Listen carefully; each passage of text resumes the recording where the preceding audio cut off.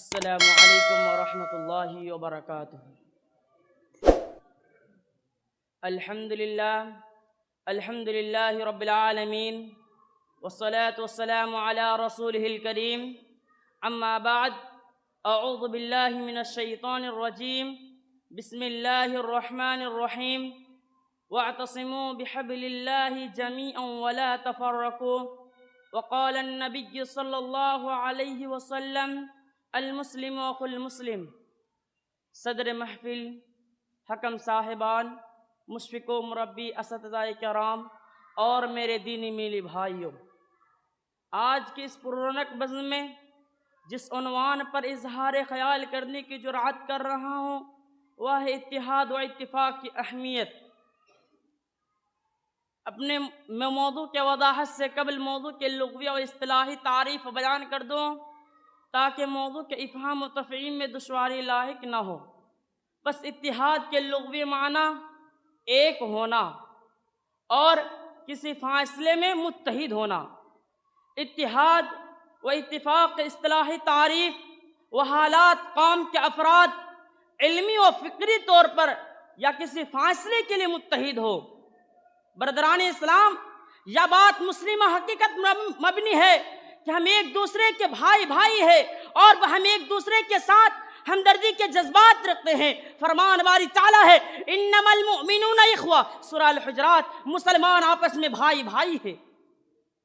سامعین کرام، فرمان باری تعالیٰ ہے واعتصموا بحبل اللہ جمیعا ولا تفرقوا واذکروا نعمت اللہ علیکم اذ کنتم اعداء فالف بین قلوبکم فاصبحتم بنعمته اخوانا وکنتم على شفا حفرات من النار فانقذ منهم كذلك يبين الله لكم آیاته لعلكم تهتدون۔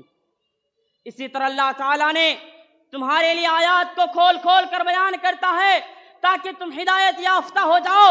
ان دونوں آیت کریمہ سے یہ بات اظہار من الشمس کی طرح عیاں بیاں ہو گئی ہے کہ اسلام میں اتحاد و اتفاق کو بڑی عظمت حاصل ہے اور تمام لوگ آپس میں بھائی ہیں، اور ہمیں اس بات کا حکم دیا گیا ہے کہ ہم آپس میں لڑائی جھگڑا اور گروہ بندی نہ کریں، اور ایک مقام پر لڑائی جھگڑا اور اختلاف کو منع کرتے ہوئے ارشاد فرمایا ہے وَلَا تَنَازُوا فَتَفْشَلُوا وَتَذْهَبَ رِيحُكُمْ، اور آپس میں لڑائی جھگڑا نہ کرو اور نہ بزدل ہو جاؤ گے اور تمہاری ہوا اکھڑ جائے گی۔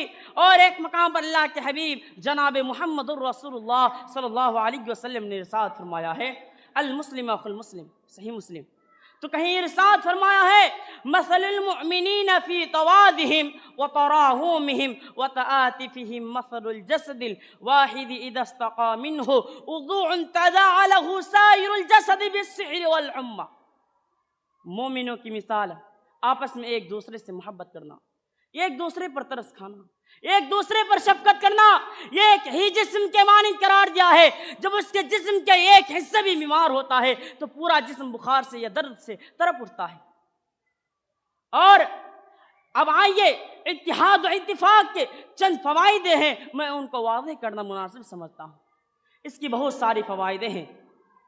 فرمان رسول ہے لا تدخل الجنة حتى تؤمنوا ولا تؤمنوا حتى تحابوا او لا ادلوكم على شيء اذا فعلتم تحاببتم افشوا السلام بينكم، صحیح مسلم کی حدیث ہے۔ تم جنت میں داخل نہ ہوگے یہاں تک کہ تم ایمان لے آؤ، اور تم ایمان والا نہیں ہو سکتے یہاں تک کہ تم ایک دوسرے سے محبت کرنے لگو۔ کیا تمہیں وہ کام نہ بتاؤں جس کے کرنے سے تم ایک دوسرے سے محبت کرنے لگو؟ تم اپنے درمیان سلام کو پھیلاؤ۔ نیز تصافحوا یذهب الغلہ وتحادوا وتحابوا تذهب الشحناء۔ ان دونوں احادیث سے معلوم ہوا کہ مسلمانوں سے سلام کہنا، مصافحہ کرنا، ہدیہ دینے سے مسلمانوں کے درمیان باہمی محبت پیدا ہوتی ہے اور بغض و عداوت کا ختم ہوتا ہے۔